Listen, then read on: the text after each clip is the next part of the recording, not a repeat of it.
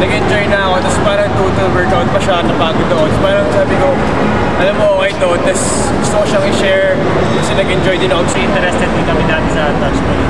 Kaya yun, kaya nabili namin i-share sa mga yun. Tapos,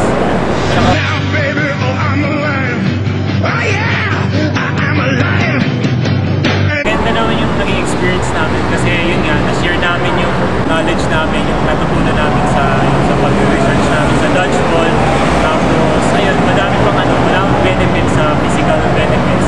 Siguro kung magkakaroon kami ng proper like seminars or like parang mga mas tuturuan kami kung paano talaga yung game kasi we like research by ourselves lang. So nag-enjoy talaga kami magturo sa mga classmates namin.